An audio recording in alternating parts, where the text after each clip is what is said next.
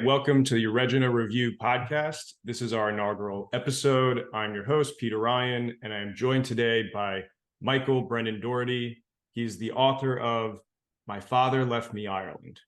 He's also a senior writer at the National Review and a non-resident fellow in the Social, Cultural, and Constitutional Studies Division of the American Enterprise Institute, where he studies the Republican tradition and American political thought. His essays have been featured in numerous publications, including The American Conservative, The Atlantic, The New York Times, and Politico. Welcome to the podcast. Thank you so much, Peter. I'm honored. Great. Yeah. What we're trying to do with the review is create a nexus of thoughts on a variety of subjects from the Irish in Ireland and the Irish in America. Notably, we have sort of a nominal HQ at the University of Notre Dame, and that has powerful Irish American lore behind it. And so it's really interesting that I came across your book and we started engaging on Twitter a little bit more. And your book actually seems like an amazing encapsulation of that spirit.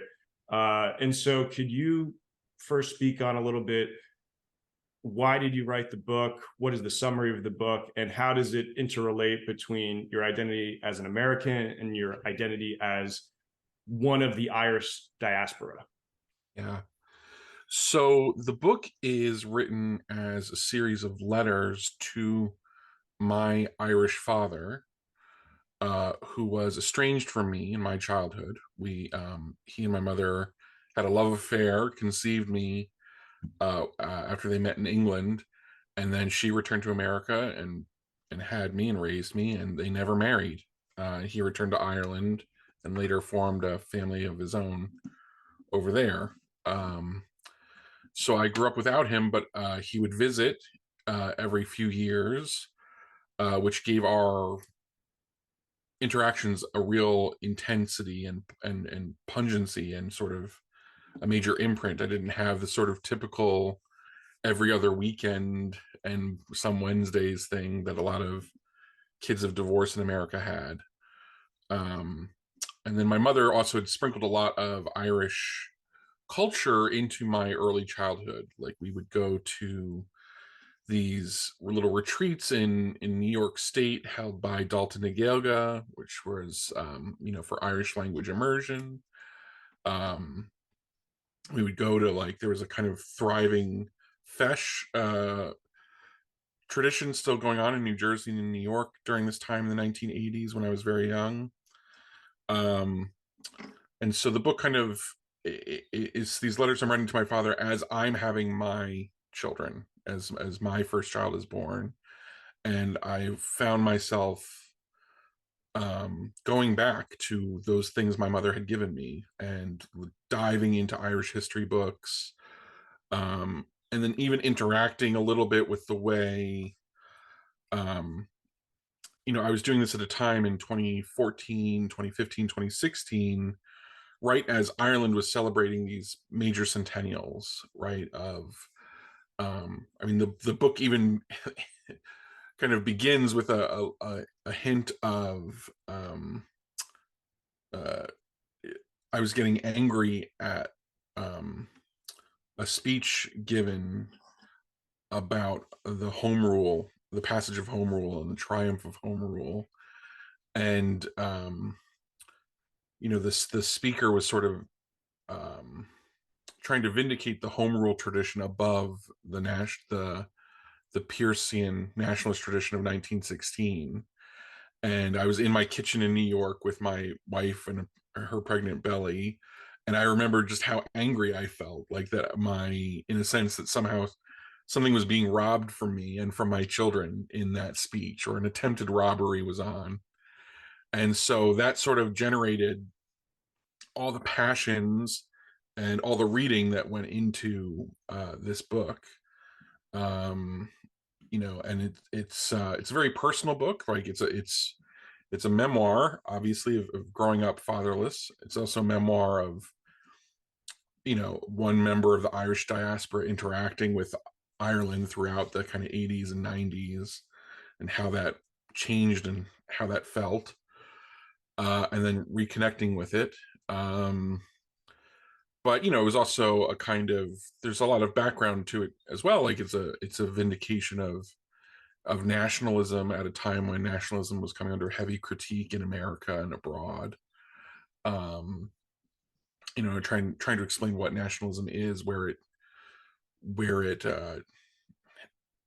what generates it, and what motivates it, and kind of resituate it in the noble sentiments of which I take to be characteristic of the heroes of 1916. So for all that's kind of a long explanation of what the book is, but it probably sounded when I say it like that, it probably sounds very long and laborious, but you could probably read it in 2 or 2.5 hours in an afternoon, and get through it rather enjoyably. Yeah, it was quite compelling, and I think It's the main also ultimately like it's also the kind of the letters themselves reflect the very real reconciliation I've had with my father as adults, which has been immensely gratifying for myself personally, and it's been a huge gift to my children to kind of get their granddad back. So anyway, it's meant to pull a few tears from the readers, and most readers say that it does.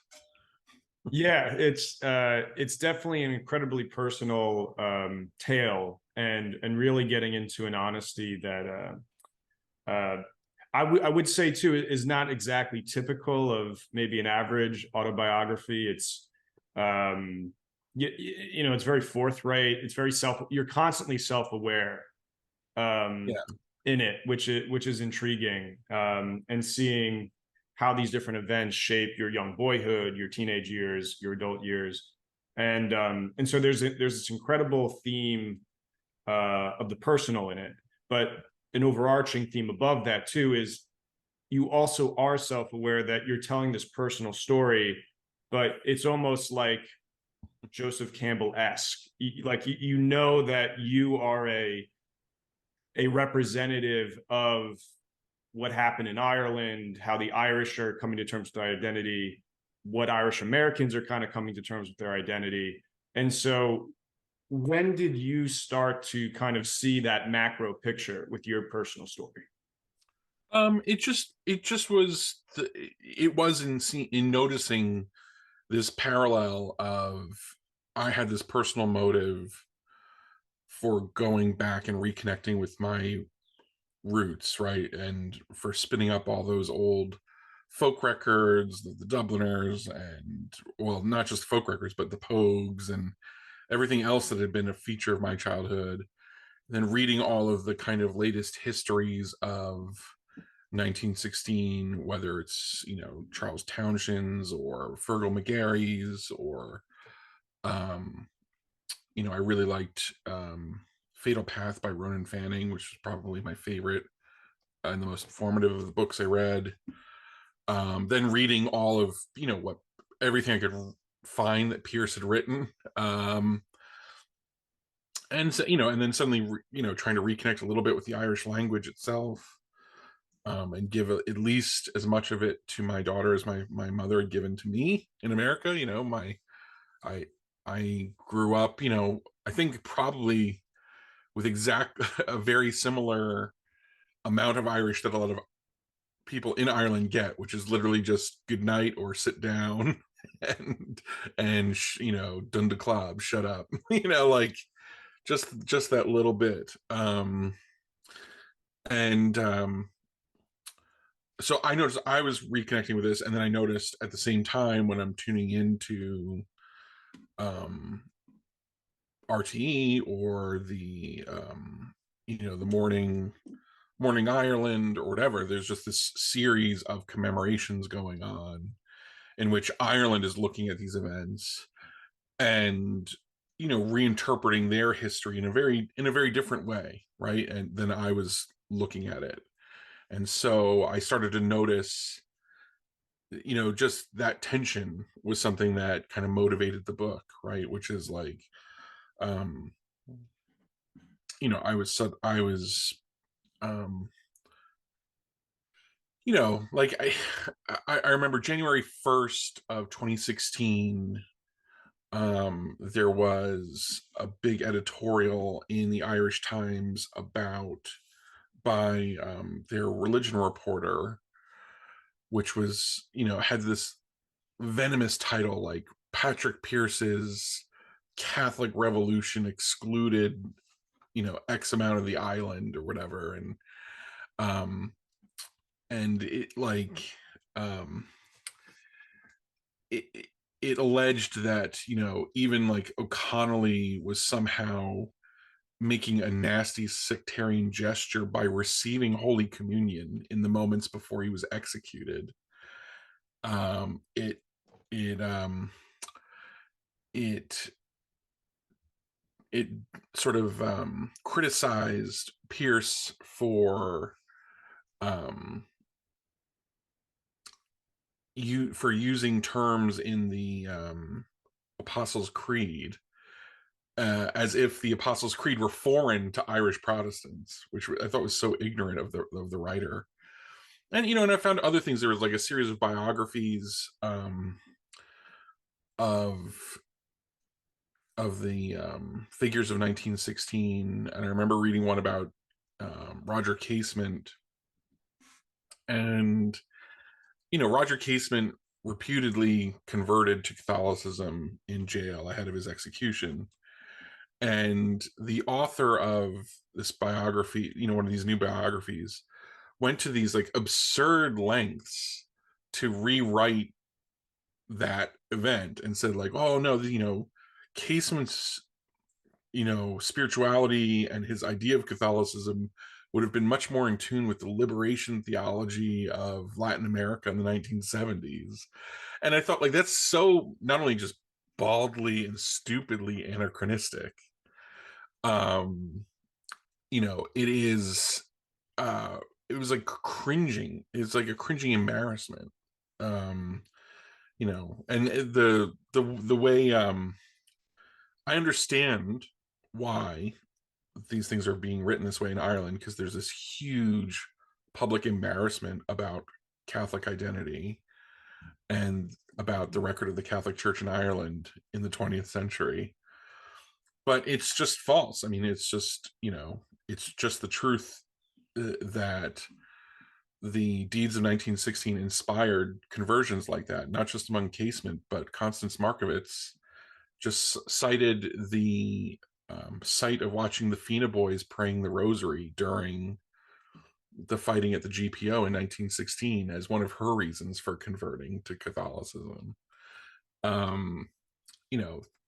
It's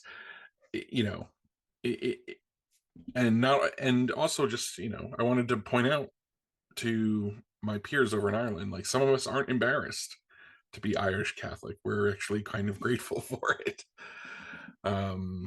Yeah, so and yeah, all of that was a motive in the book. I'm sorry, that was all the religious gripes in the book, but it was that tension was going on where I'm like, I'm watching this present falsification of the history, and it was being done, like I said, because Ireland was trying to legitimate this newer view of itself as like, we're the good boys of this liberal world order now.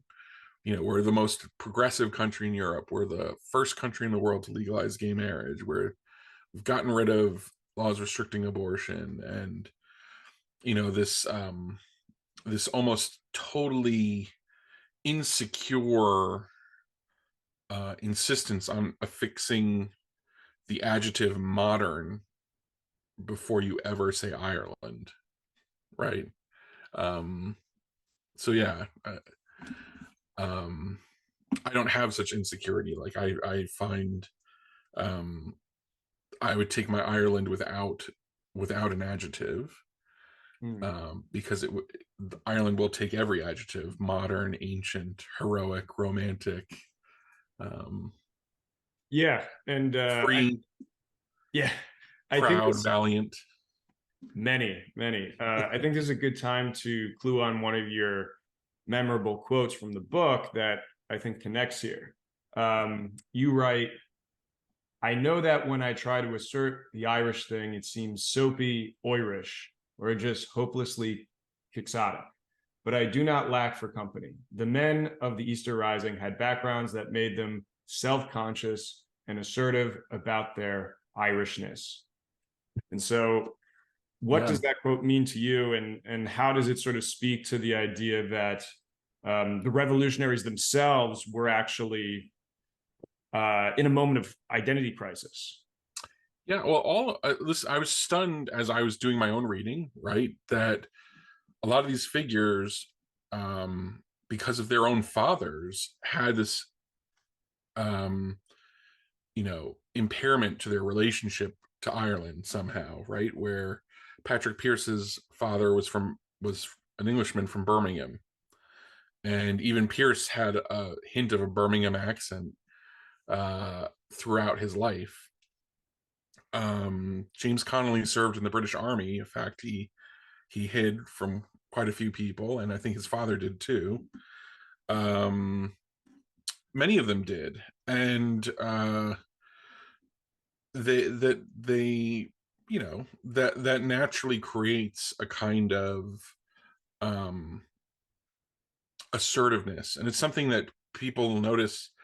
It creates when many people in the Republic find the somewhat distressing ease with which American Irish and Northern Irish get together, right? Because both of us are very different, right? I mean, people think of American Irish as like a little shamrock pin saying "Kiss me, I'm Irish," and then they think of Nordies as, wearing a ski mask and carrying something dangerous with them, and yet Americans and Nordies get along perfectly well, precisely because we have this little bit of assertiveness, like we have to prove we're Irish in some way.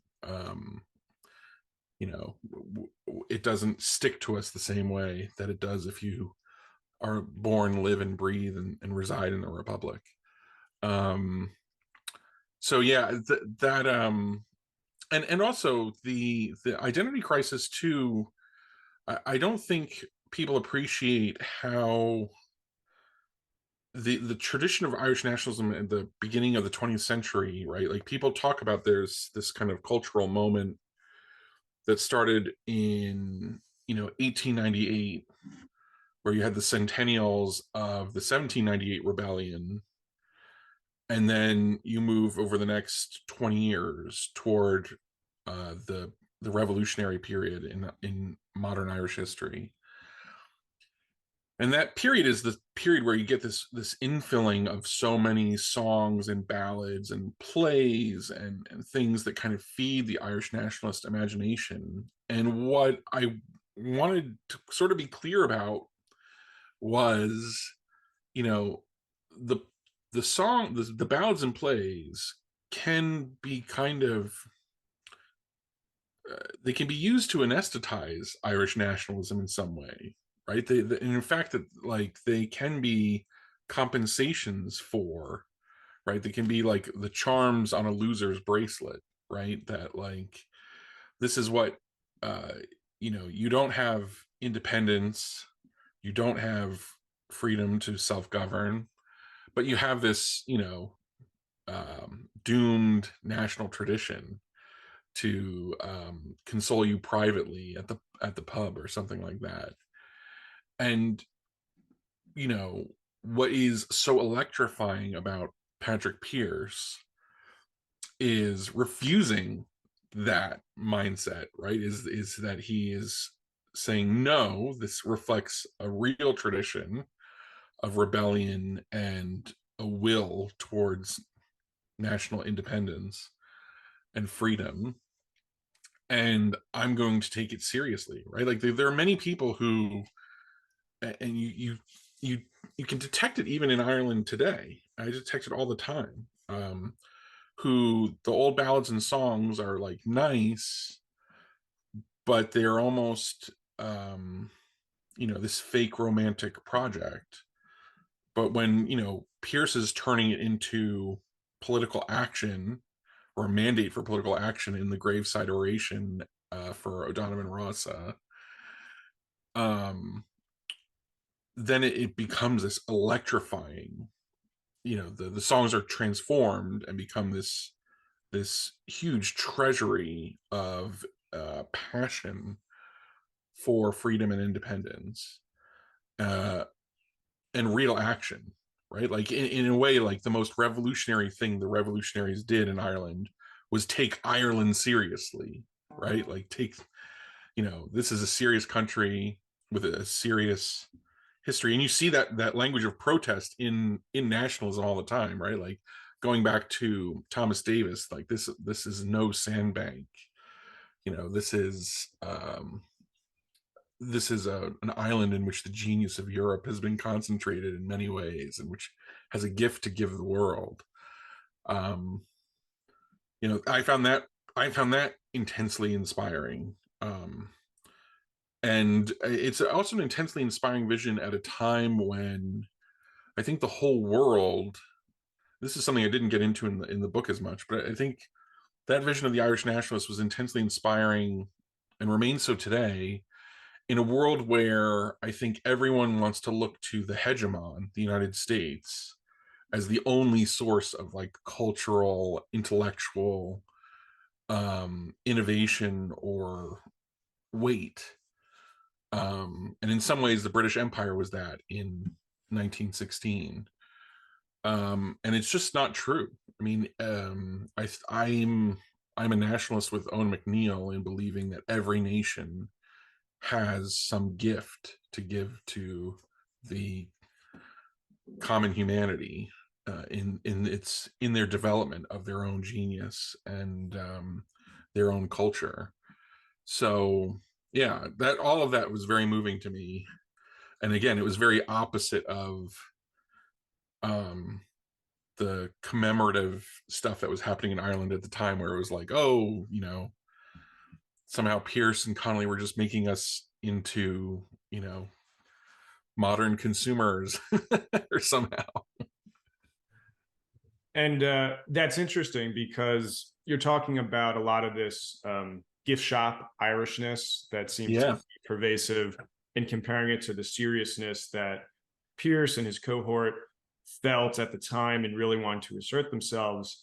What I found very eye-opening when I do my research back into that period, within their own time, they were actually dealing with the same problem, expressed through the prominent example of the Playboy of the West, the play by Synge.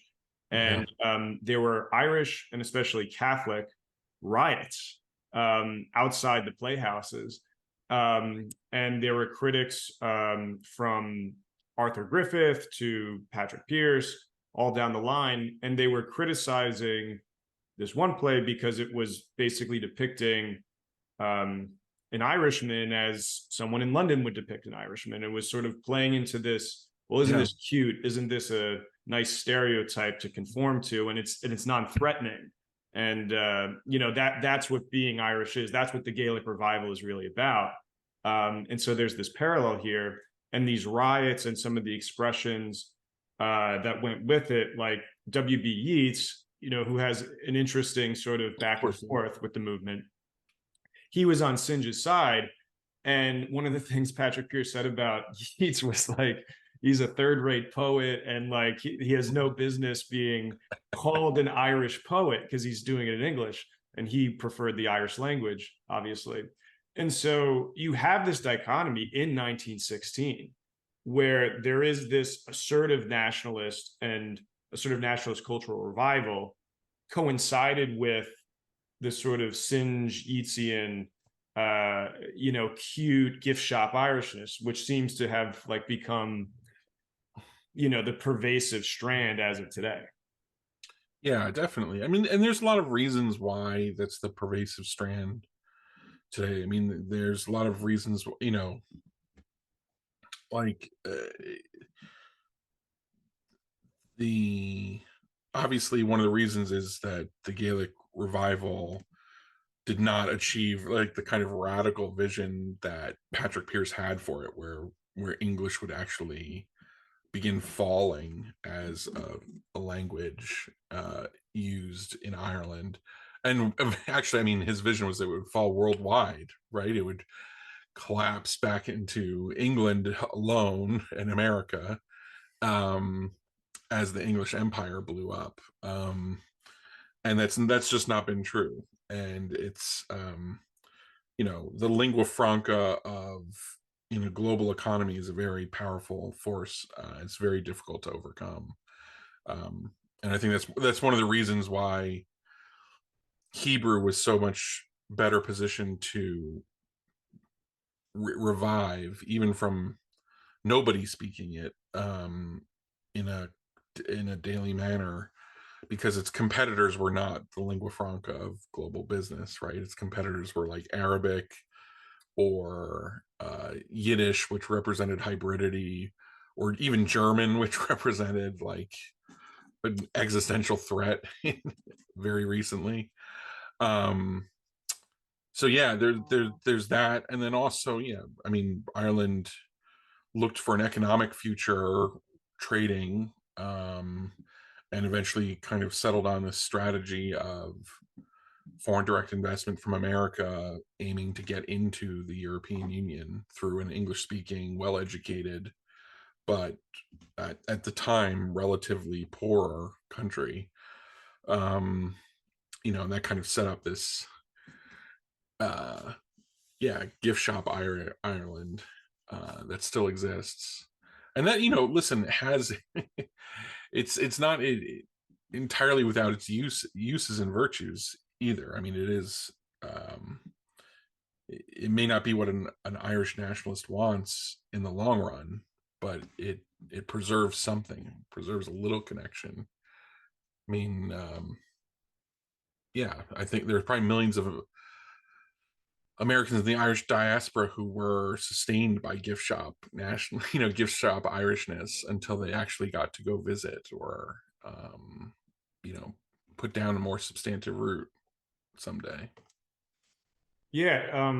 What do you think it is about the Irish American diaspora and sometimes strong but often tenuous relationship with their Irish identity, which is often the gift shop version in an exaggerated form, but in a way there's an authenticity to it that's ironic, whereas then with Ireland, and as you described in your book, like official Ireland, they have all of the claim, the legitimacy of being Irish in the tradition, yet the authenticity just seems lacking, and they're pervading the gift shop stuff back to the Irish American. So why is it that in America there's a tenuous connection, but it's authentic, but in Ireland there's a very strong connection and it's inauthentic? Yeah, no, that's there's something very real about that.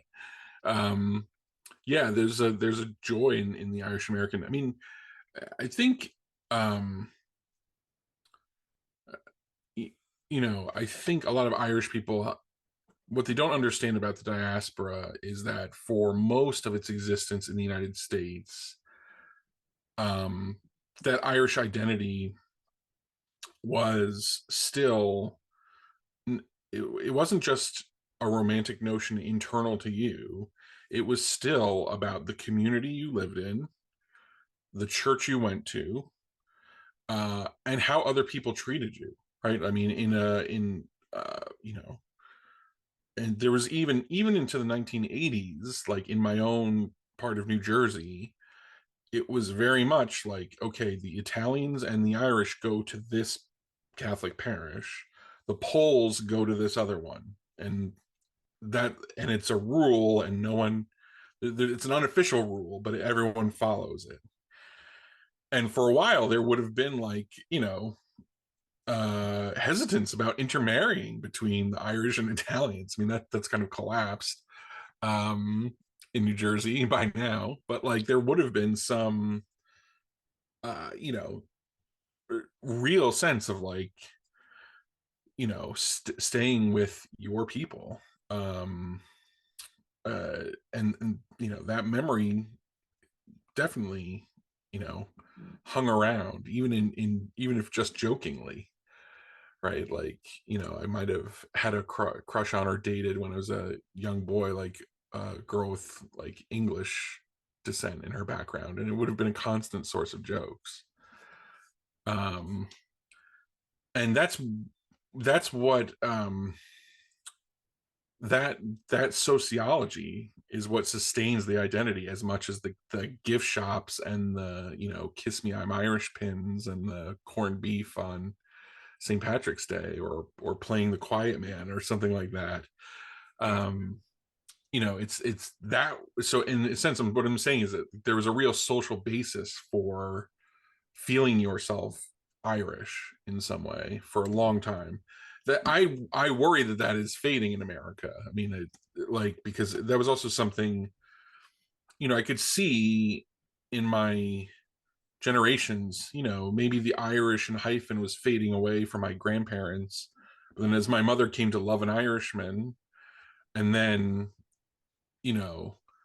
begin hanging out with recent immigrants from Ireland, many of them from Northern Ireland, coming into Queens in the 80s to kind of escape the troubles or get a break or hide out or whatever. Like the wave of Irish immigration into New York in the 80s, like, absolutely refreshed and radicalized the Irish diaspora around New York. And yeah, a lot of people in the Republic would be horrified by it because, again, it was like there was a political angle where a lot of American money was going into Northern Ireland to sustain the conflict. While a lot of Southern Irish were horrified by the conflict and just wanted it to end. But and I totally accept, and even I accept the judgment of the Southern Irish, of the Americans, that we knew very little about the conflict itself. But at the same time, I would say to them, growing up in South Dublin, you probably didn't know what it was like in Ardoin, and those people were coming over and talking to us in Queens in the 1980s and telling us what it was like, on the Falls Road or in Ardoin, and what that childhood was like. And we took them at their word, and Yeah, someday a united Ireland is going to have to listen to those stories again, right? Like, yeah, right, and incorporate that perspective. the revenge of the Irish American. But yeah, I think you hit on a lot of good points about what a lot of Irish in Ireland don't realize is that in America there were these communities that kind of preserved a very strong sense of identity. You went to Catholic school, you stayed in the Catholic parish. That's where your ties were. You did business with each other. Socioeconomically, moving from that first generation blue collar labor class and then into the aspirational middle class, moving out into Long Island and all these places. There was this preserve of Irish identity. And as it faded, there were these implicit traits that perhaps, could only be sourced from not so much remembering, 1776 as much as many Irish Americans are patriots. But it's like there's this immovable direct line, not to 1776, but to 1798 and going back further. So I think that's what's going on. There was that circulation that kept happening. And then, probably, in the 80s, especially in 98, when the Northern Irish conflict ended, and, modernism, secularism kind of really came back with the end of history movement. It was like those communities dissolved a little bit. And you could feel like all of it was happening at once, right? Like there was this kind of Irish moment culturally in American culture in the 90s where Riverdance came in over PBS, and Angela's Ashes came in and was like this huge bestseller, which was sort of like, I have a lot of problems with Angela's Ashes, but like, because it was so, it was an Irish memoir that was meant to um, justify like a break with Irishness in a way, right? Like, he was running away from poverty and superstition and narrowness of Ireland to the wider American world. So that came out at the same time as we were getting, the news of the peace agreement, and we were getting the Cranberries over the radio, and it was you could feel this like sense of of Ireland, right? Mary, the triumph of Mary Robinson, like it was all part of like one image coming over in the 1990s. And yeah, and you could feel it breaking up, and yeah, there was this there absolutely was this end of history moment. But you know I don't what I was, I think, reflecting on a little bit in the book was, if you these badges of Irishness at the end of history, if history has no import or meaning, they themselves become meaningless, right? They become just random, uh, or they become childish in some way. So yeah, and the end of history itself isn't I ended up analogizing it personally in my book to um the experience I felt as my mother grew ill and died. um I'd grown up in this family home with her parents, herself, and me, and it was a very small unit, right? And then my grandparents both died. And then even before I had children, my mother died. And suddenly I was 28 years old, and everyone from my childhood household was dead. And I remember that to me felt like sort of being marooned, right? Like, in a sense, I was this atomization and social dissolution was happening in a very real way for my family life. Now, I was already rebuilding with my wife, and soon we would have children. But like, I could feel myself like the twig at the end of a family tree being like snapped off. And then you have no connection to this organic life anymore. That 2 decades earlier could fill up a tiny house in New Jersey with 150 people for a funeral or for a first communion. Um, so I could feel that the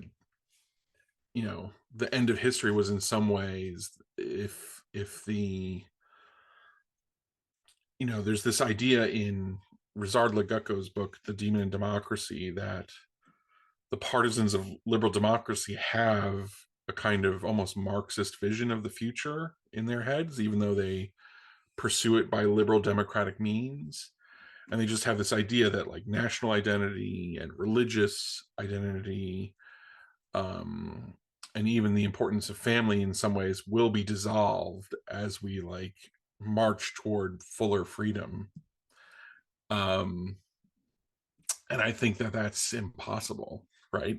And in my own life, I think it leads to atomization, loneliness, uh, a feeling of disconnection. You tried to free yourself from the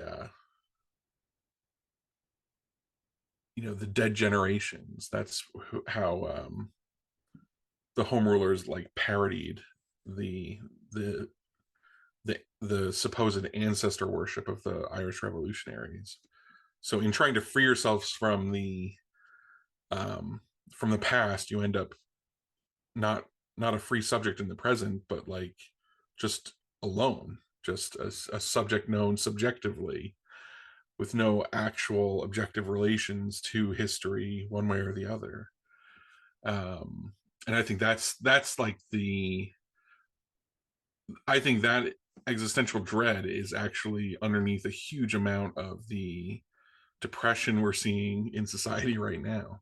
I mean, I suspect it is. Maybe I could be totally wrong. I could be talking out of my arse, but Yeah, well, going back to the moniker of the end of history and Francis Fukuyama's book on that, what I always find left out whenever we have conversations about that book and the concept is, Fukuyama was cautioning the end of history by saying there is this need of thymos, or the need of recognition in man, and this will perennially always kind of return. And so, and of course, like Fukuyama today might have a different opinion, but as far as his 1990s work is concerned, I think he's very much making an observational statement, not a advocacy.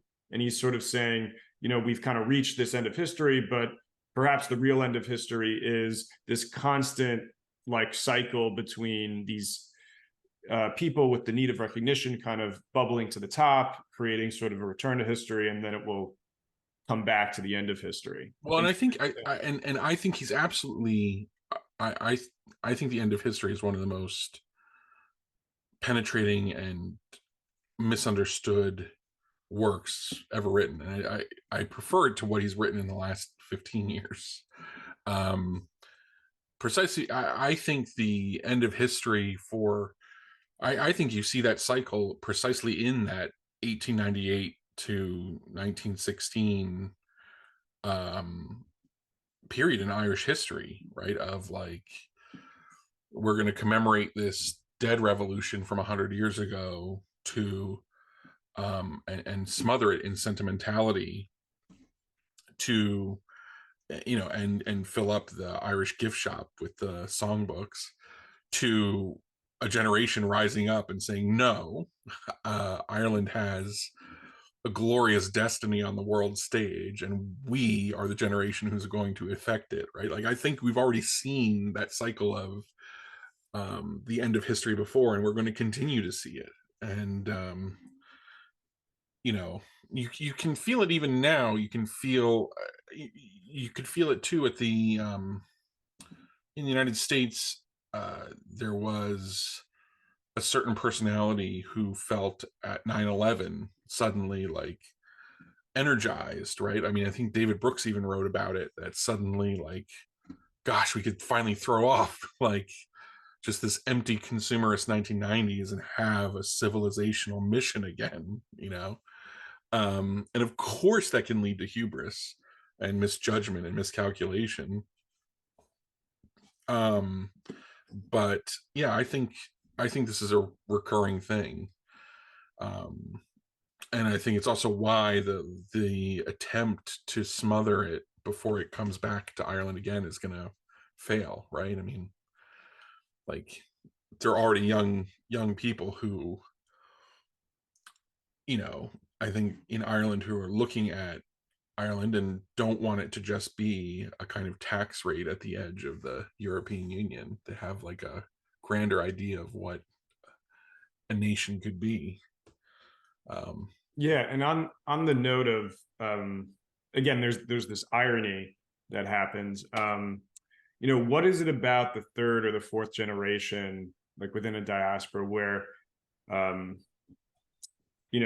the sociologist, it's like, you should be assimilated, you should have no recollection or or feelings of romanticism about this place, like, this is your identity now. Like, what is it about this crisis of the third and fourth generation that produces this sort of nostalgic return? Well, I have to say, in my own, and it's very clear in my book, my own story is not the typical third or fourth generation, because it's obviously I'm brought about by the intervention of an Irishman who's never left Ireland, right? And But so your mother was, yeah, my mother was, I mean, my mother's side came in 1865, gotcha. and so we're several generations in, fourth or fifth by the time we get to my mother. Um, and for her, like, yeah, she wanted to. Uh, she was interested in exploring that Irish identity very early. She wanted to, like a lot of Americans in the 1970s, she was taking advantage of cheaper travel, and traveled to Europe, and then found herself in Europe immediately gravitating toward anyone who had Irish identity, whether that was Irish Americans or Irish Londoners, who were traveling around Europe. And her best friend was an Irish Londoner, my godmother, Teresa. Um, and again, like,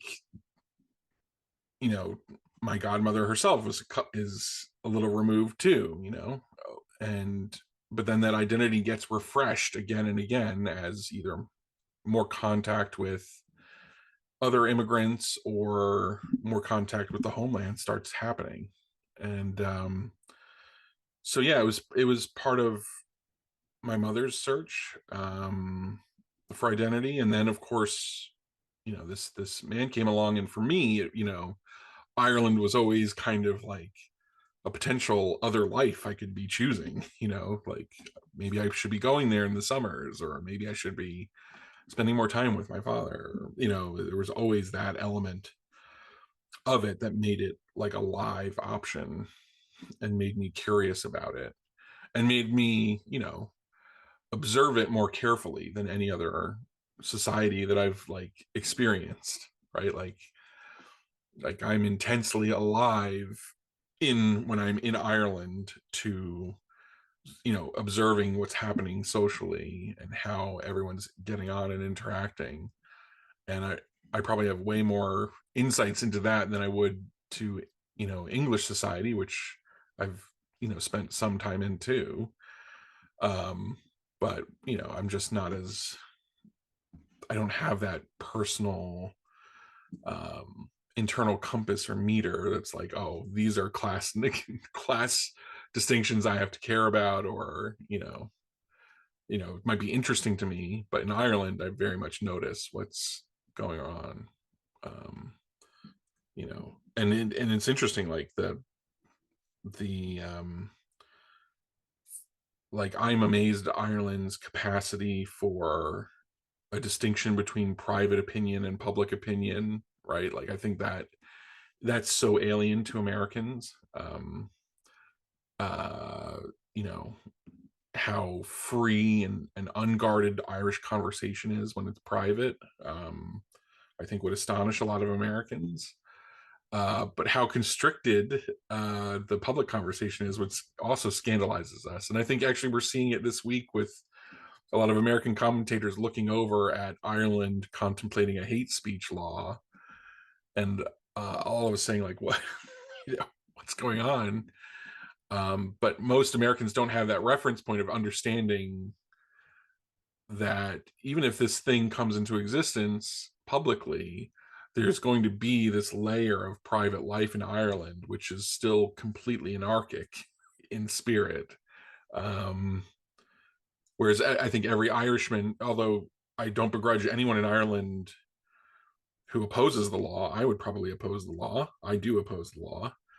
Um, but I'm sure many Irish people feel like, well, it'll be fine because, you know, we we all say what we really think anyway. Like, Yeah, somehow it'll be fine. yeah. There's a nonchalantness with which they do that. But yeah, going back to this idea you said of, kind of feeling alive back in Ireland, and but it's like, why should you? That's not liberating. You're locking yourself in. You should feel liberated by being a Star Wars fan or consuming some sort of product. So Yeah, why? chosen identity. Yeah, It's you know, yeah, like on some logical thing, you know, on paper it should be that way, right? Like some um but I think humans are built in a way that um where the sociology, the socialization you get as a child does kind of present this image, positive or negative or mixed, of what home is for you, and what your identity is based on what other people are telling you. And I do think people genuinely, most people, like the most common human story is that there is a phase after that, and usually a kind of adolescent phase of running away, of trying to discover something else on your own or throw off the hometown or whatever.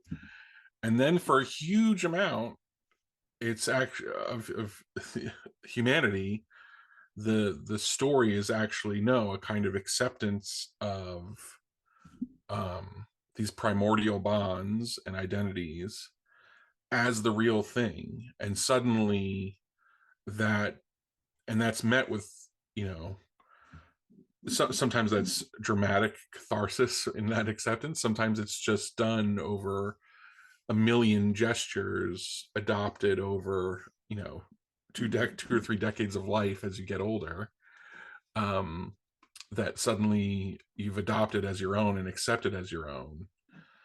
Um, the the what I found that helped reconcile the idea for me is just the first of all, my primordial feelings for my father, right? Like my father, like I said, was not part of my life in my childhood for most of the years of my life. I didn't see him in a majority of the years I had growing up. um you know, I might see him for 2 weeks one year, I might see him for a couple of nights 3 years later, and then 3 weeks a few 4 years after that.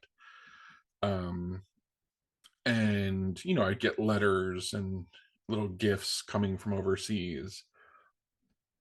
And so I felt, even in as a young adult, perfectly free to determine what our relationship could be, you know, like, in a sense, by his abandonment of me, as I thought of it, an abandonment of my mother, I had like kind of perfect liberty to choose how I related to him. And it could be vindictive or magnanimous, you know, like like as if I had a moral authority to choose that.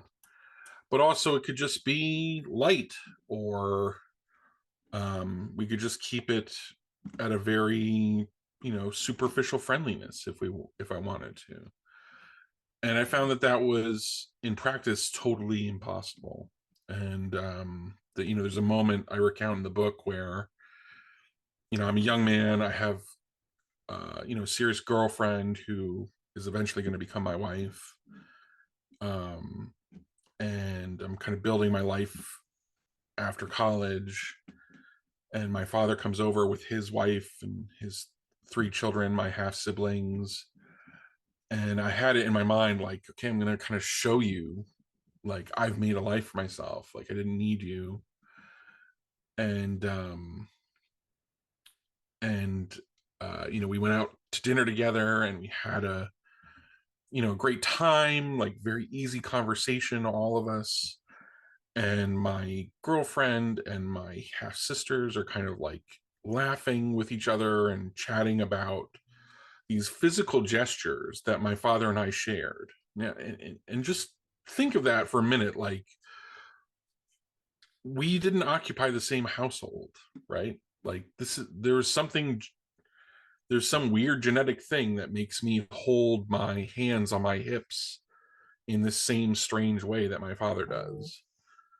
Um, and it's just, and it's because he is my father. That's the fact of it, right? Like, that's the biological fact has this thing, this effect on me, where people can see it.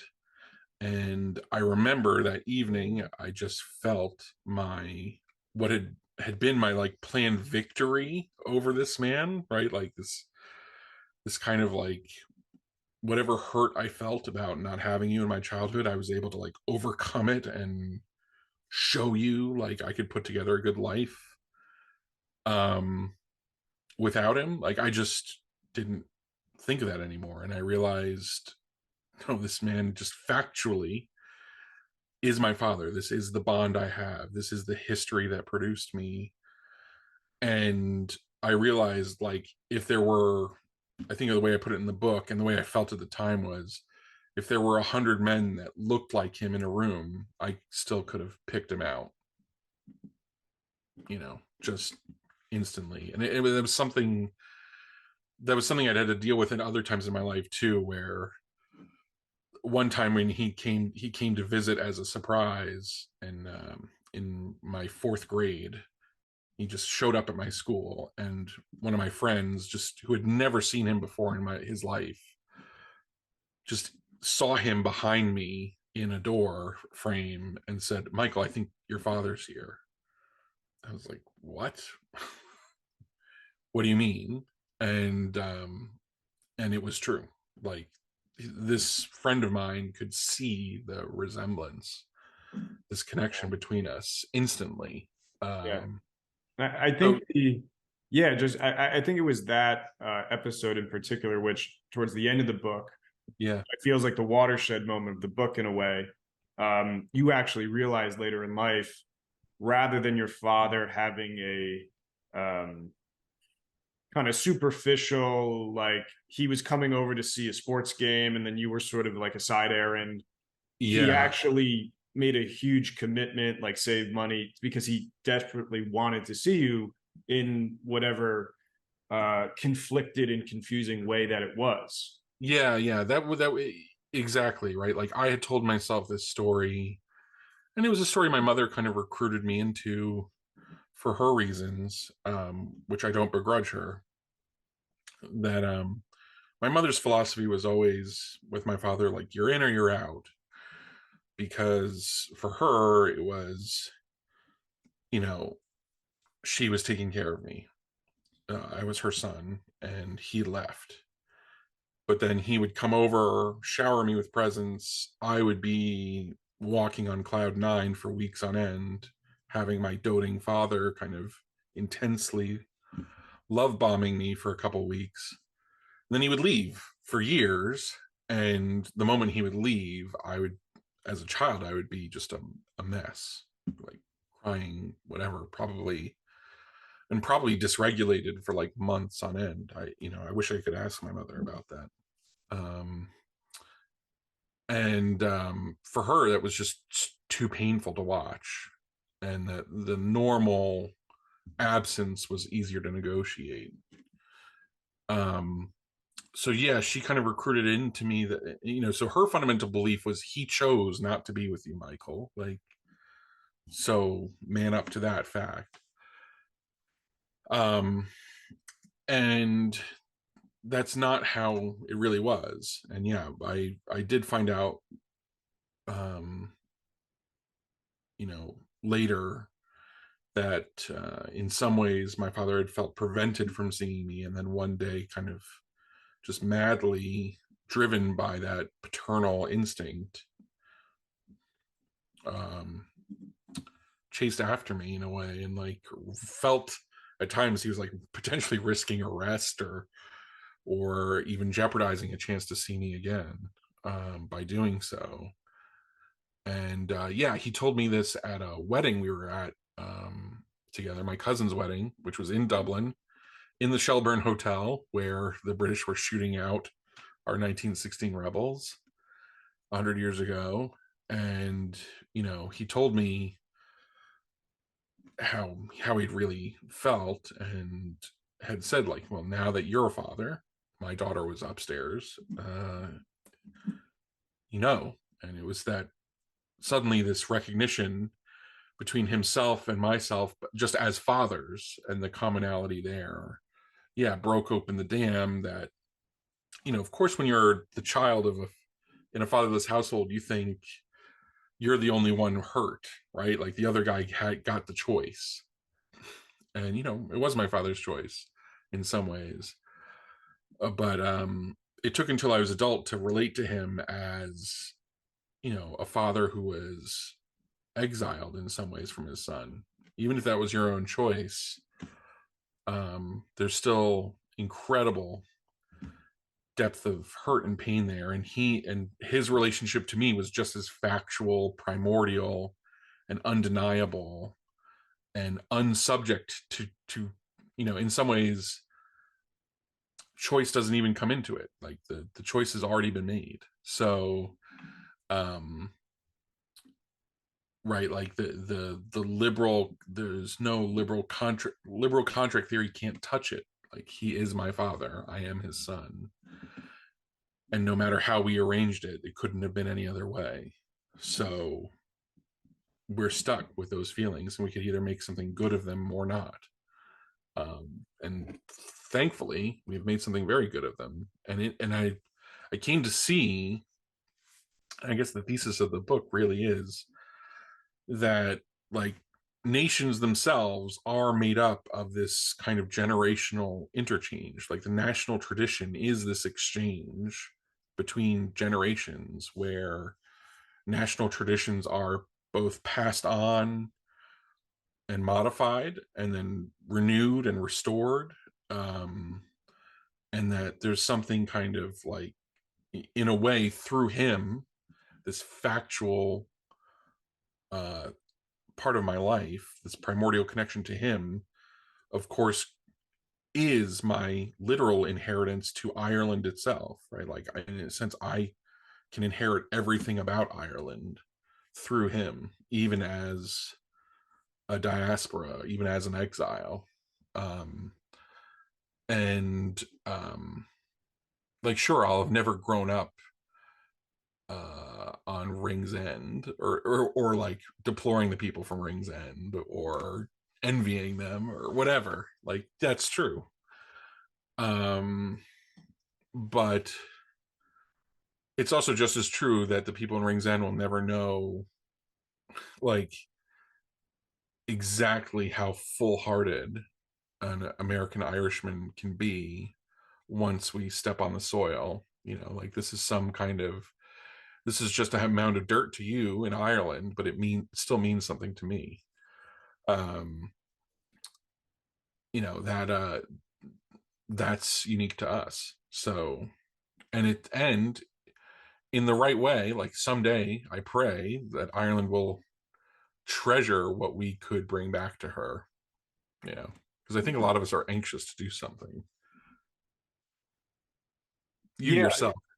yeah. I'm certainly trying to do that myself, but yeah, there's so much meaning in your relationship with your father, and how um, you could have an armchair liberal psychologist, or more so modernist psychologist, saying, there's all these ways why it shouldn't work, or you have justified grievance or something, or go out and do your own thing and liberate yourself, and all that type of talk. But as you say, there's this undeniable bond, that magnetism that comes, and what you've done is create a very positive Yeah. product of that relationship, even though there was a lot of hurt and absence there. And as you said, your children will grow up having this grandfather without perhaps really understanding the full extent of the absence that you went through with him. Yeah, they have none of the only drama they have is that he's 3,000 miles away, rather than my in-laws, who are 30 minutes away, right? So, but they get him in the uncomplicated way that my half siblings, if they have children, their children will get him. It's Zoom calls, and it's visits to the house, and whenever you can manage it.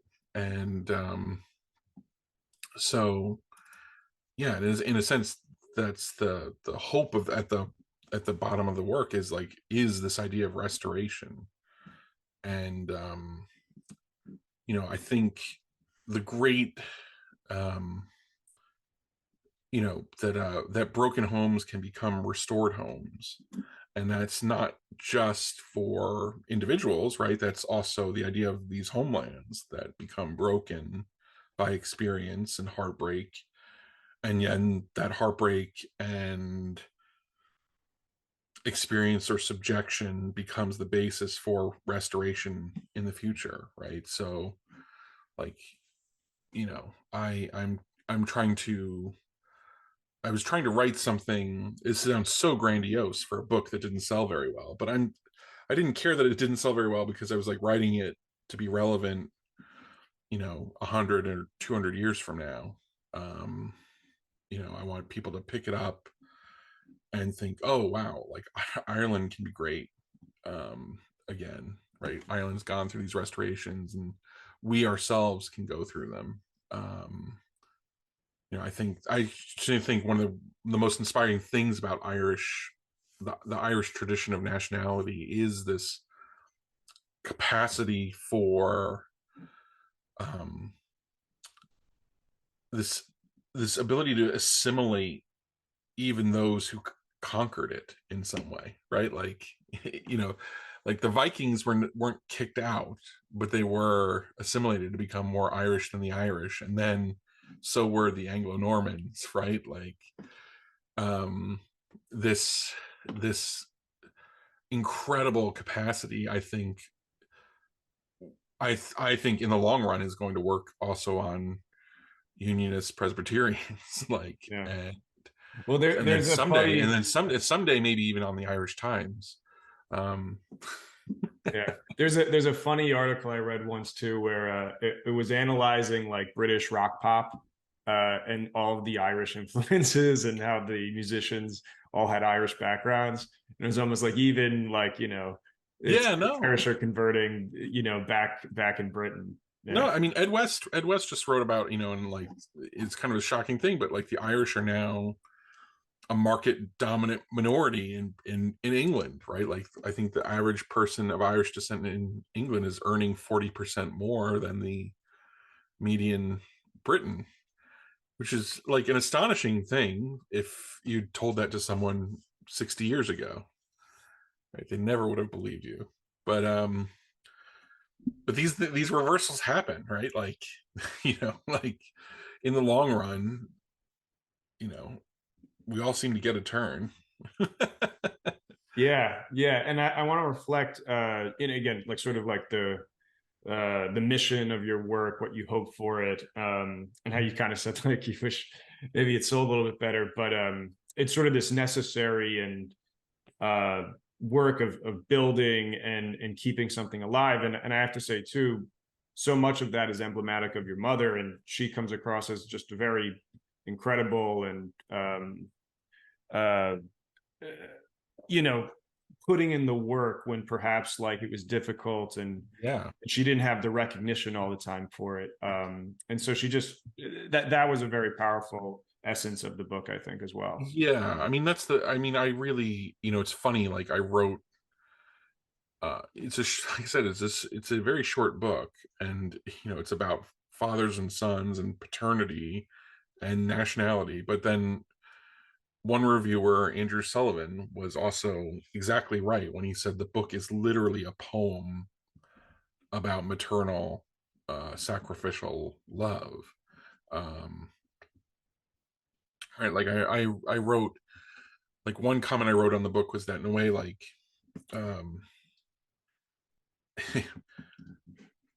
because of my father's absence in my childhood, I always took the commandment to honor your father and mother as kind of the silliest commandment God gave us, right? I always thought of it as kind of you gotta be kidding me, I gotta honor this guy, that can't really apply to me, and maybe I'm in some ways not subject to it. And then I realized when I wrote the book, when I finished reading, actually when I recorded the audiobook, so at the the process of writing the book, and then at the end I sat down for 2 days in a studio with a producer and just read it, so it's like I'm reading this to my father. And I remember at the end of it, I felt like for the first time I had obeyed this commandment to honor my father and mother. And I realized, looking at the book, that my mother was, for me, Patrick Pearse. She was this Irish nationalist, more fiercely nationalistic than my father. She wanted to learn the Irish language and pass it on to me in some way, something that had been lost in the diaspora before. And she was like, Pearse prizes in his poetry and in his education of the students of St. Enda's the idea of, like, he wanted to produce the fool, right? The fool that would do something honorable precisely when the crowd could not recognize it. And I realized that, like, the advice my mother was getting when I was conceived was like, it's not legal in Ireland, but in America, you can just, take care of this. And don't throw your life away. That's sort of what she was being told by the culture, and even by some of the people who are now my close relatives who love me quite a lot. But she was instead the fool that, threw her life away for love. And for that, I could not be anything but eternally grateful. And then I realized my father was like this other, figure in, in the book. I write a little bit about Patrick Kavanagh's poetry, which has meant a lot to me. And Kavanagh wrote this poem, which wasn't published during his life, Pilgrims, about kind of all these Irish pilgrims going to a holy well and kind of praying for all the material things of life. Like, they're praying for wisdom about when to sell the cow into the fair, and how to make a good match for a marriage, and so on. And then in the end, what they get is the kind of climax of his poem is that what they find at the well is Christ himself on the summer headlands. And love, which, like, he writes about very beautifully. And I realized that was that image I had in my own childhood, was when my father had come to my school in 4th grade.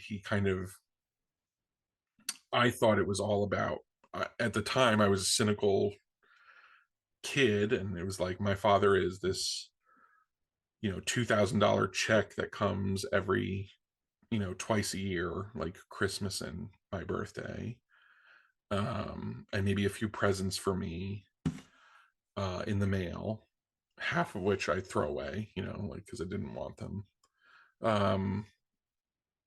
And he's just showing up because he wants to see Ireland and play Italy at Giant Stadium, and I'm just like a sideshow. It makes it sound good to his wife. And then I discover, like, no, I actually, in that moment, I had rejected him. At this moment when he was submitting himself to danger and humiliation from me, and that, in a sense, like, he at that moment was an image of Christ-like love, of self-emptying before the creation he had made.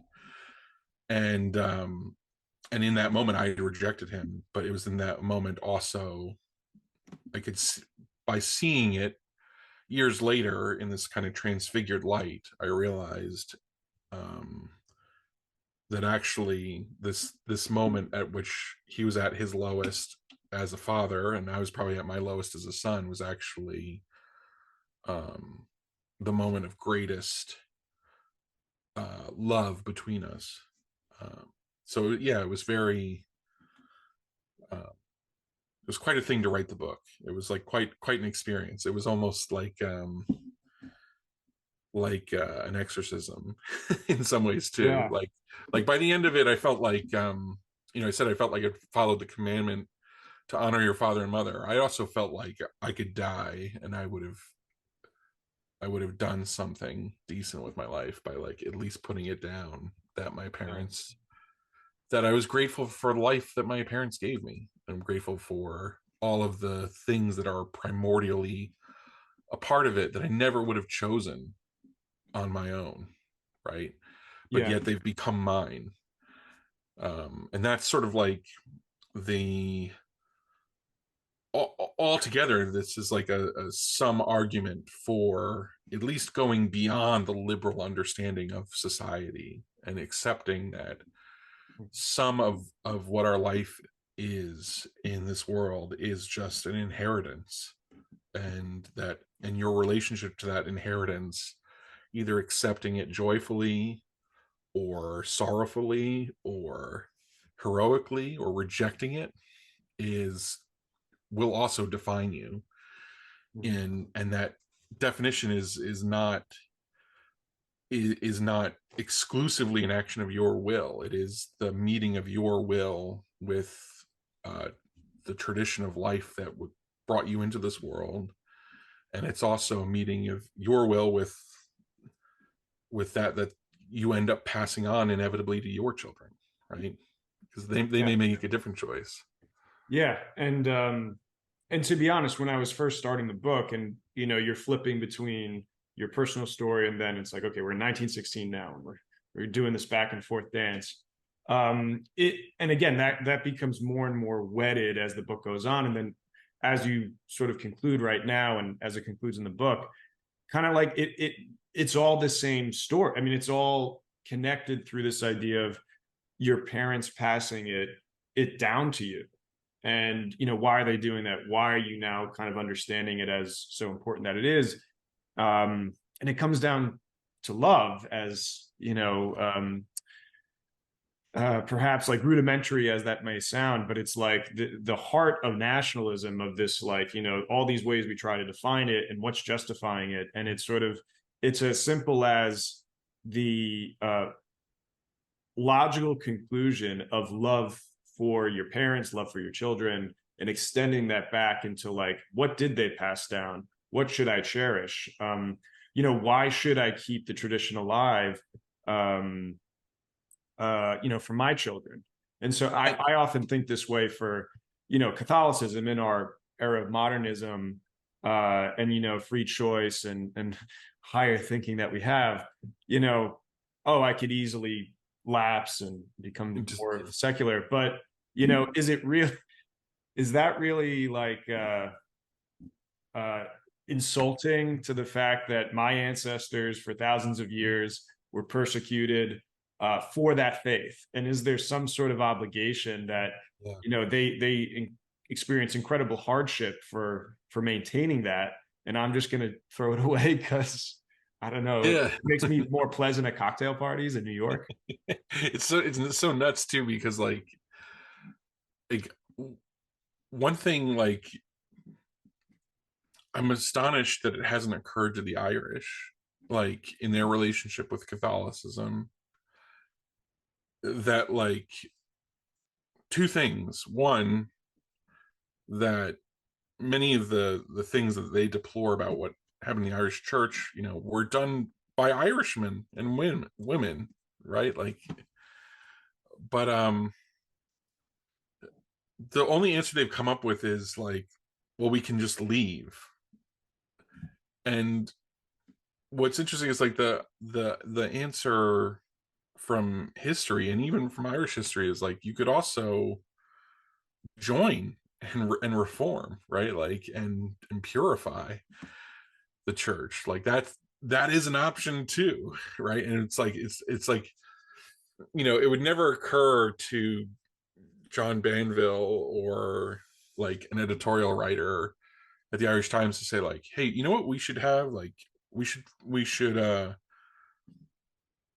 encourage the, you know, the Dominicans, which seem like to be in a much healthier state now than they've been in 200 years. Like we should like bring more Dominicans into Ireland, right? Like, and get rid of like the Capuchins and the Jesuits, which seem like they've fallen apart. Like, you know, we should bring in like these vital things, or start our own, you know, start a new monastic movement, or a new, you know, like the state should build a monastery on the Tory Island, name it after Saint Columba, and begin inviting postulants. You know, like that's an option. You know, that's absolutely another way of making sure that the church isn't an abusive institution, is to enter into it and become holy, instead of you know, prostituting it for pleasure or money or power.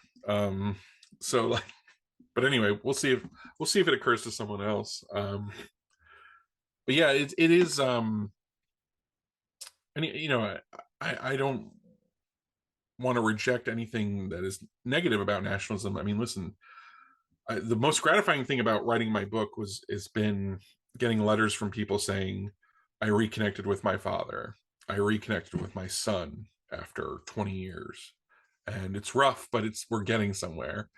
Like, those have been the most gratifying, you know, for a lifetime. I'll be grateful for that response to the book. But I don't want to pass over that, like, yes, there is this good side of nationalism, and it needs to be promoted, and it needs to be talked about and explained.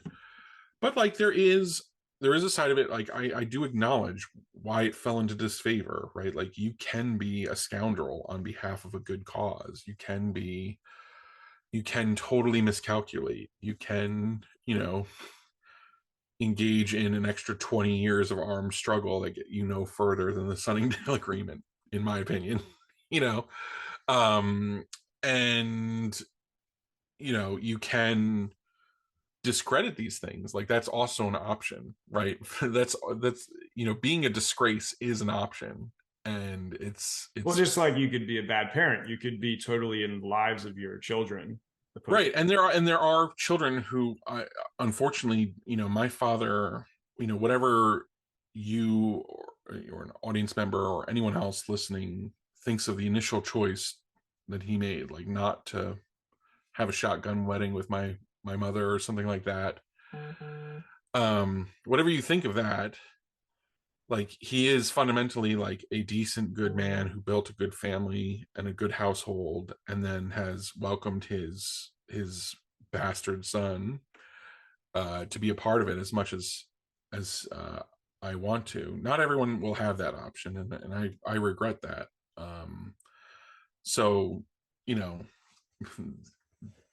you know, not everyone's primordial bond will become magically a source of rejuvenation and enlightenment. And sometimes, for some people, walking away maybe is the only option. But again, like I said, that ultimately ends up being the same message at the heart of the book, which is that there are some things that you don't choose, and that still define you. And how you live up to that is what determines your virtue and your value in life, and who you really become. Like, you know, there's an element of your consent, but the liberal fantasy of like self-creation just ends up being impossible, right? Like, you were born into this matrix.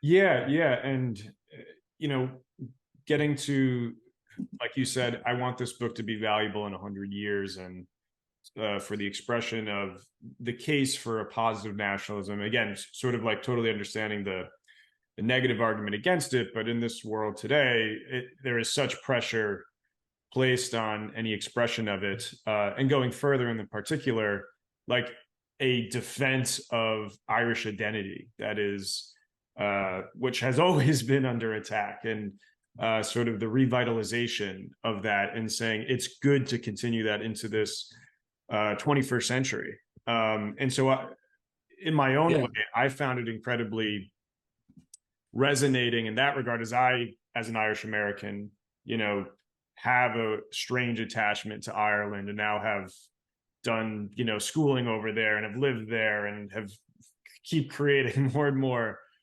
roots as I go on. So it really serves as a defense, as a something you can like find solidity in. Yeah, absolutely. I hope. I mean, my honest hope is like in 50 years, my book is on the shelf of it is translated as Gaeilge and on the shelf of Irish educators and scholars, and then I hope it's on the I would dream of it in 100 years being on the breast of revolutionaries as they're taking laser bullets or whatever to save Ireland from some foreign foe. Like that's and I don't care how grandiose that sounds. I mean, like there's nothing. I mean, in a way, like the discovery of my book was that there's nothing more grandiose than just becoming a father and being a son. So all the other things that are entailed in that, whether that's saving a dead language or defending a rocky island of green from danger, like that, those are all secondary and necessary too. So sure, like I hope it gets out there. Like I hope I'm doing interviews on it like when I'm an old man, Yeah, well, I think because it'll get there. Yeah, it's written for the ages. I think that while there's much to be said for the commentary on the internal Irish stuff and stuff you can only pick up on if like you habituate yourself that official Ireland and South Dubliners, and the Irish Americans don't always pick that up at first glance. Someday I should fill in like all the notes like in the book. Like I should do a footnoted version with like all of the things I'm like secretly quoting or arguing about, like taking issue with Declan Kybird's inventing Ireland in this paragraph, or like quoting a U2 lyric in this one kind of ironically, or slipping all that in. But even for an Irish American audience that might not know those Easter eggs, I think again there is this incredible resonance to their experience, and I think as we're at this stage of history and the American system, there is this call to say, like, what are we? What is our identity? What values do we hold? In many of the same ways that you describe as you're coming in terms of being a father, and like I have to pick, like, what am I going to pass down to my kids, and do I want them to know like Irish lullabies and Irish language bedtime stories? So I think a lot of Americans, not just of Irish descent, but a lot of people are kind of going through this reconceptualization of themselves. And I think for an emergent movement, which perhaps like I'm coining like an Irish Zionist movement almost, there is a real cherishness that Irish Americans hold. And I don't see why, when you line up everything on paper, why there would not be some sort of movement in some emulation to what the Israeli Zionist movement was. Yeah, I don't know. I mean, like it's interesting. Like there's been this, it does seem like there's this dream some of us have that like at some point, the government of Ireland will do a kind of birthright program, or and start bringing teenagers from diaspora into the Gaeltacht, and like in the summers, not just the Irish language students, and just giving them a taste of Irish culture, and giving them, like, a summer to remember, like, and sending them back out into the world, you know like, if I were arguing for this in the Doyle, or in the Shannon, I would say, like, don't we want a future where Americans are coming back to school in September and saying they first shifted a girl in Ireland, during their time in the Gaeltacht, like, isn't that what isn't that the future we want, right? Like, um and you know or Australian Irish kids calling each other langers, or whatever, when they've had too much Tui's new, like, I think, and then building that connection that then becomes, um a long-term political and economic strength for the country. I mean, Ireland could, like, without the diaspora, and without the diaspora achieving real economic growth in America, Ireland could have been stuck like Hungary economically, like, in the EU. Like, it could have remained much more marginal, than it was, especially in this independent life 20th century of independence, where the British economy turned inward so dramatically in the 30s, 40s, 50s, and 60s. Without that investment from the diaspora, I don't know where Ireland would be. And so, why not make that a compounding source of national strength? Like, when I had an experience, a couple years ago, where I was in a room with some intellectuals, and one of them, a Jewish intellectual, said that, like, as an adult, he was shocked when he first learned the population size of Ireland. Right? Is like, it was like 4 million something. Is like, I was shocked. I would have thought it was like 40 or 50 million, or because of the sheer achievements in, like, theater and literature and culture, and so on. And it's like, well, like, and basically he was saying, like, he thought, basically, like, he himself was Jewish, and he's like, I basically thought, like, the Irish were the Gentile version of the Jews, like, this people that had this unbelievable impact, despite their numbers. And yeah, so I don't know. Like, I know David McWilliams has kind of promoted this idea of, like, there should be the Irish state should look at this much more seriously. I absolutely think it should. I think it would be hugely advantageous to look to the Israeli model of how they bring in people. I mean, it's a shorter flight, like, um, and think also of, like, the power of Irish identity itself. Like, um, obviously America is formed, like, the American society and state is formed by its English inheritance. But, like, shockingly, like, almost nobody identifies ethnically with England in the United States, right? Like, but ethnically, like, 1 out of 10 of us identify with Ireland. And not, and that includes, and astonishingly, like, even many descendants of, like, the Scots Irish identify with a more normative Gaelic Irish culture rather than a Scots Irish one. So, like, even that is, like, proven the power of a Gaelic inflected Irish culture, worldwide. So that's a power that the Irish state could leverage in the future for compounding its own growth. Yeah, and that's the thing throughout American history.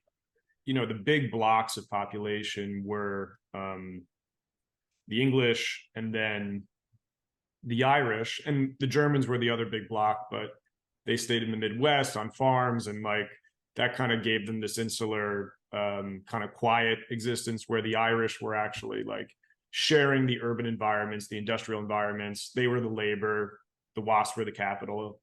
And they were created, and they were the ones that sort of were then moving into the middle class and creating sort of like this like elite competition, which we're now familiar with this narrative. So a lot of American culture, as it then progressed into the 20th century, in my view, was being molded by like an Irish perspective. It's huge. I mean, like basically you look at Hollywood and all the names are Jewish and Irish, like in that critical period of like forming a normative American culture, right? And the Decency League, I mean, Catholic nominally, but they were Irish Catholics. I mean, that's sort of the funny thing about that. They were shaping that early Hollywood as well. Yeah, absolutely. Yeah. Mm-hmm. No, and Irish Catholics like were in control of the church here, like in the United States, which had obviously had its faults, right? And like you can see that in Bernard Law's Boston and McCarrick's Washington D.C.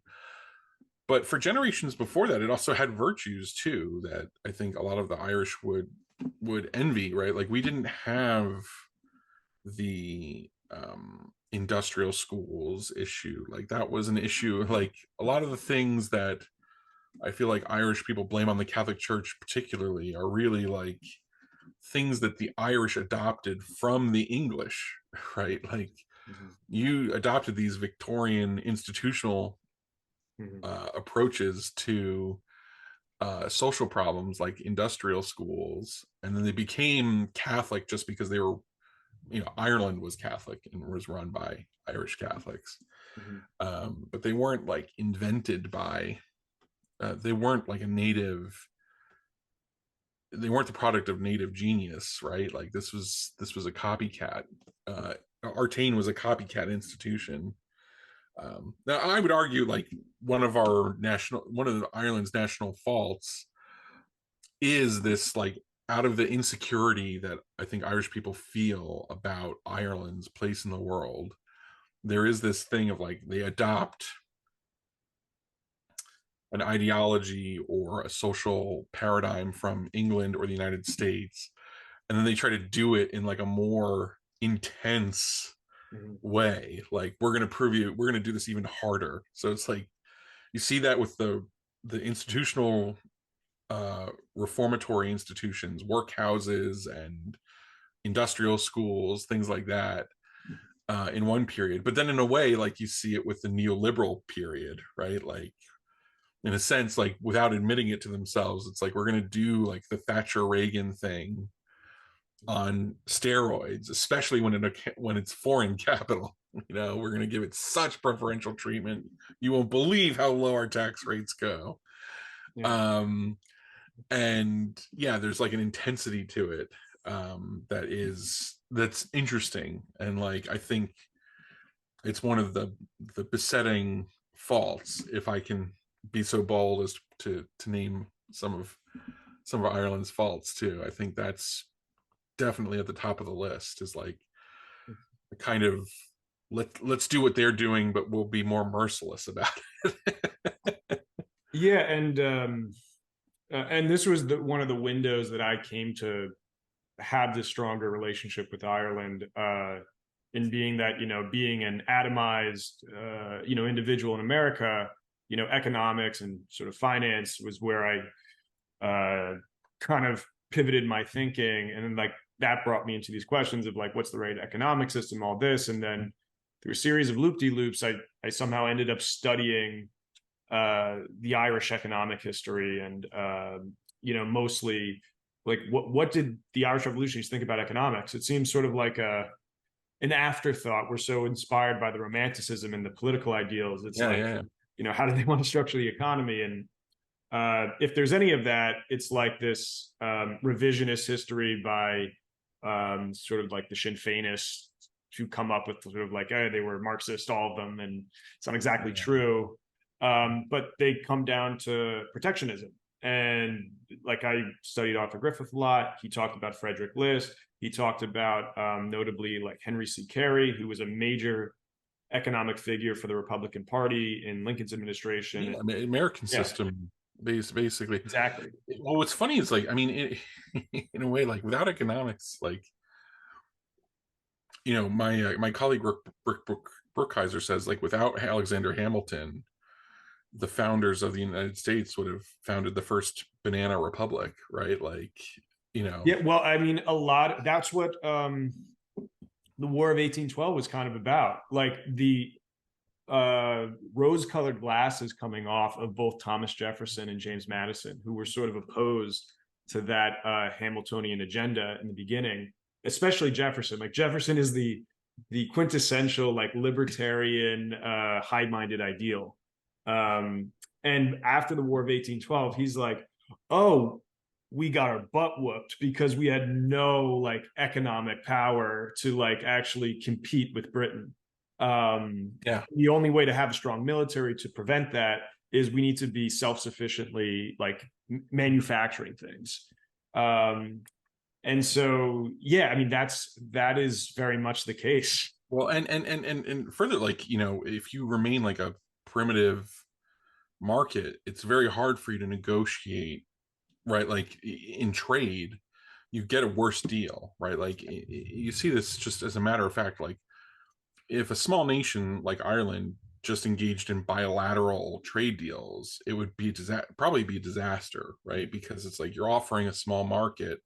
So in all the log rolling that goes into writing up a trade deal, like if you were writing a bilateral trade deal with China, China would like absolutely kick your butt in the terms, and you know, you would be, you know, any industry you had that was useful to them would just flow into China, and then you would become the market for those goods, right? Like,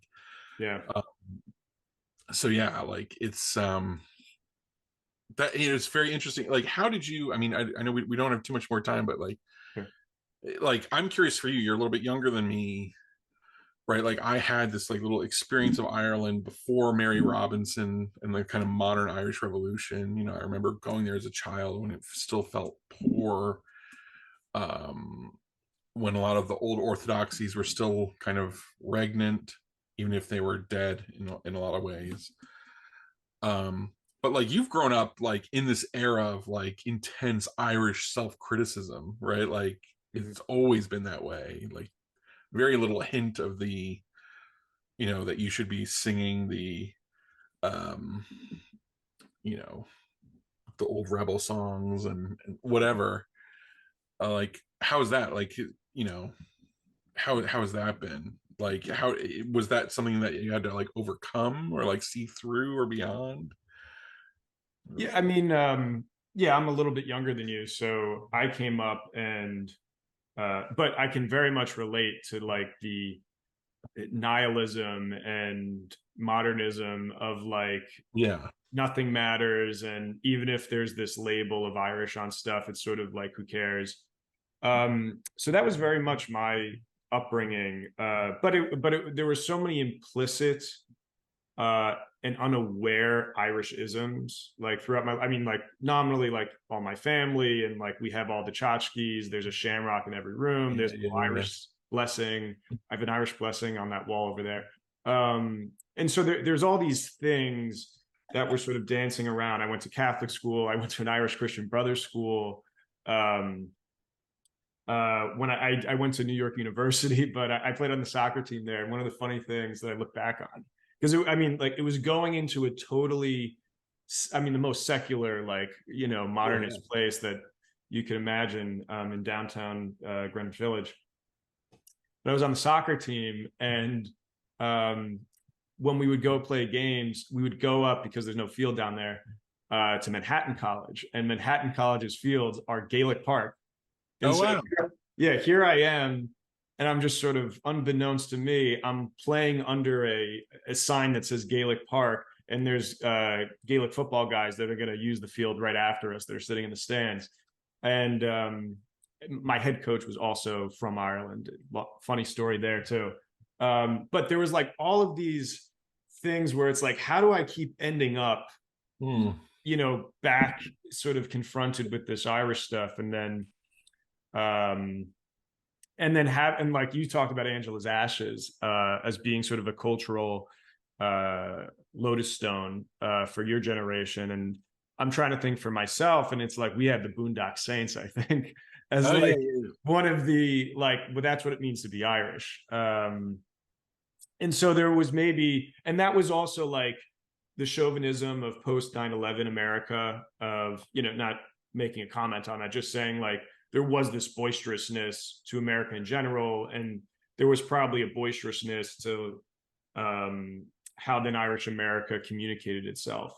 And so I never grew up with any sort of like understanding of that criticism, but always sort of like, I know that I'm Irish, and the more that I become an adult, the more that I understand, like, oh, this is not just I'm a fish in water. Like, there's people that don't have this, and, you know, maybe this is something that I should take a little bit more time to examine. And so, yeah, going to Ireland, I was in college my first time, and I mean, it was an incredible experience. It coincided with me doing a longer study abroad in London. And so I did 2 weeks, and I went over to just vacation in Ireland, do whatever. And it's funny, like, here I am, I have the ancestral return to, let's say, like London. I'm there much longer. I'm like looking at stuff more observantly. And it's interesting, and the history is there, but it's like, I can tell you, as sappy and you know, gift shop Irish as it may sound, when I stepped off the plane and out of the airport in Dublin, the air felt different. And I totally get it. I can't explain it other than that. And from there, it just, I increasingly found that there was this stronger connection that we should have. And then uncovering, as I'm there more and more, yeah, there is this thing called Official Ireland. You know, I've been to the Dalkey Book Festival. I've corresponded with the South Dublin types, and also like regular folks, and this sort of nascent, you know, more authentically nationalist kind of, and I would say like a younger movement of guys that are over there, who are very smart and very and have sort of a different conception on this stuff. But yeah, there is this sense of, as much as the Irish Americans have an identity crisis, the Irish themselves right now, like, they're experiencing this thing of like, what does it mean to be Irish anymore? And like, well, you know, the definitions are loose, and, you know, Micheál Martin talked about how we're not going to look back at the backward idea of sovereignty.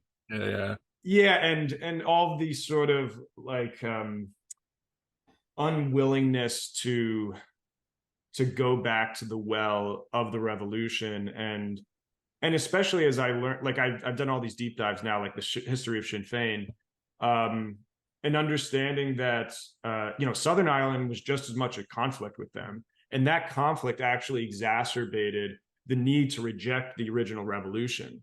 And so in the canon now of Official Ireland of the Republic, there is this push away from nationalism, from the ideals of that. And so that's where I think they're experiencing this identity crisis. And that's why you have like the Sinn Féin, you know, variant, you have the Official Ireland South Dublin variant, you have sort of the Salt of the Earth variant. And I think you have sort of, there's an intellectual nationalist current that's sort of underground, but I think has very, very high potential.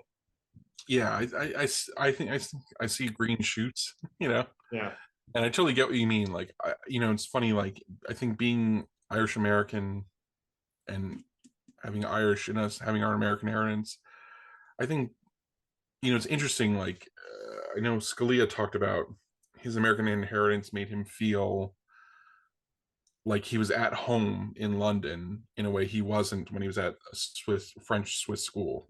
right? Like he says, like he used to hate when the French Swiss would like talk about le pays anglais, you know, like the English speaking Yeah. countries. But it's just interesting. Like I think both of us would feel perfectly at ease in London as London, but you feel like home in Ireland, right? Like Yeah. there's just some extra added element where for whatever reason, um, you know, whether it's a trick the mind plays on us or some actual mystical connection, or I don't know if there's a difference between the two. Um, yeah, there's something different about landing there, and yeah, absolutely. It's like I know we feel it. Like my wife and I, like just to wrap up on like one home image, like the easiest place for us is in the world is my father's kitchen has like a big round table in it, Yeah. and it's just like when we arrive usually after a red eye flight, and you know it's like 6 a.m. and then we get to my father's house and there's the round table, sit around it, and you know the the the kettle goes on, right? And it's like suddenly you're just at home and you're just around the table, and then the conversation, that totally free anarchic way um that Irish people allow you to speak among them and like encourage you to speak among them, like you know, it's funny, like I actually think most it would take Americans a little time to assimilate to it. um you know Yeah. But uh I think though there is like an Irish American overlap with that quality there. yeah, yeah, I mean, other sort of there's a more personalization. You know, for instance, I have 10% WASP in me, and and it was actually a formative experience in this journey where, like in my 20s, um, we didn't know them they were more distant, but there was like a family reunion with that side, and so we went, and some of them were Catholic converts, so that was the how they yeah, played it. yeah, But that was the first time where I really said, oh, like I'm different, like you know, Hudson Valley WASP culture, like seeing that, seeing how they operate, and the level of and maybe I'm doing a disservice to them, but like the stuff where like to my side of the family, we look at each other and like these, like what's like there's a inability to be personable. There's a sort of a high-minded talk with no like groundedness to a lot of the conversation. You know, they had like these old houses and like yeah. colonial stuff, and always like harking back to like who they're were down the line, which is, I guess, to a degree we all do that. But I would say the core difference was like um the ability to take the piss Yeah. out of like, you know, aggrandizing yourself or being too serious about yourself. And I think that's like hallmark of sort of an Irish culture, whether you're in America or you're in Ireland. Absolutely, yeah. Listen, I've got to wrap up. Sure, yeah, I we're It's coming to early. the end, but I think I want to end with just a quick quote as the conclusion, which I Sure. thought was a good. Here we go. I was furious too at the ambivalence of our culture in the face of her death. This myth of liberation was like a solvent that had slowly and inexorably dissolved any sense of obligation in life. It dissolved the bonds that held together past, present, and future. It dissolved the social bonds that hold together a community and that make up a home. And here at the end of the process, I was alone. An atom that becomes separated from a larger chemical structure is called a free radical. And that is how I felt, supercharged with this urgent longing to reconnect to something larger. On that note, I think that's a perfect way to end. That's exactly the we were talking about that. Maybe that is the end of history process, right? Is that it leaves leaves us free radicals, and that means like literally prepared. We're literally prepared with this energy to rebond into the future. So I think that is a basis for hope, in a way. Great. Like Great. in a way, like even if we've run aground in the culture or run into a dead end, somehow something in the human spirit and in our